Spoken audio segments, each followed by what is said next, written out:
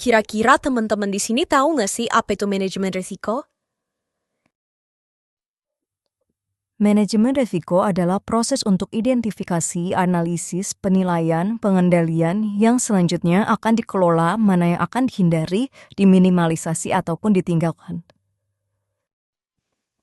Contohnya seperti apa sih?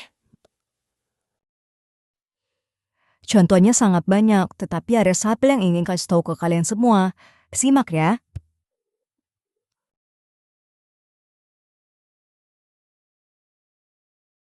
Langkah pertama dalam manajemen risiko adalah memahami konteks investasi. Faktor internal terdapat 1. Kapasitas keuangan. 2. Strategi investasi. 3. Keamanan aset. Faktor internal terdapat 1. Volatilitas harga. 2. Regulasi. 3. Keamanan. Setelah menetapkan konteks, langkah berikutnya adalah mengidentifikasi risiko yang mungkin terjadi. Risiko pasar biasanya mengacu pada volatilitas pasar kripto secara keseluruhan. Risiko likuiditas.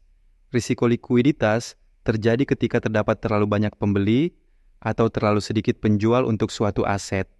Risiko regulasi. Regulasi yang tidak memadai atau tidak jelas dapat memberikan sedikit perlindungan bagi investor. Risiko keamanan. Beberapa proyek kripto rentan terhadap peretasan dan eksploitasi.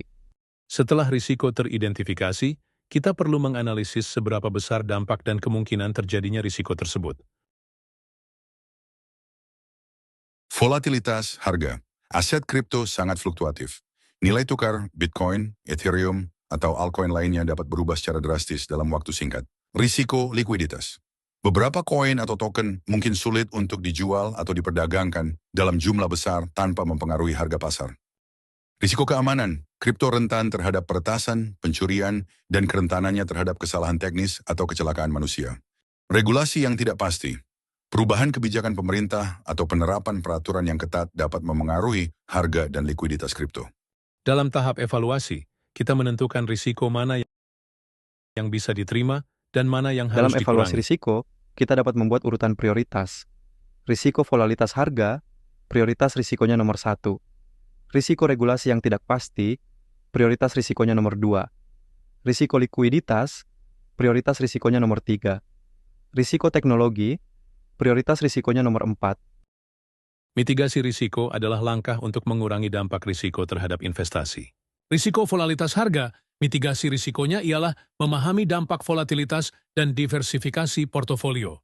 Risiko regulasi, mitigasi risikonya ialah mengikuti perkembangan hukum.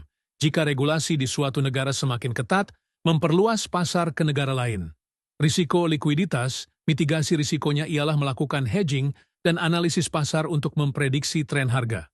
Risiko keamanan, mitigasi risikonya ialah penggunaan teknologi analitik.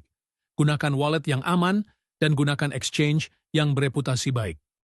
Jadi, bagaimana cara mengelola manajemen risiko dalam investasi kripto dan apa kesimpulannya?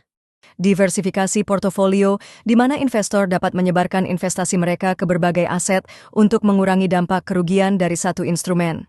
Poin kedua, menggunakan platform yang aman. Poin ketiga, penggunaan teknologi analitik untuk menganalisis tren pasar dan mengidentifikasi peluang serta risiko secara real-time. Poin keempat, strategi lindung nilai untuk melindungi nilai aset dari fluktuasi harga yang ekstrim. Dengan menerapkan manajemen risiko yang baik, maka dapat mengurangi potensi kerugian yang tidak perlu. Ingat, selalu lakukan riset sebelum mengambil keputusan investasi.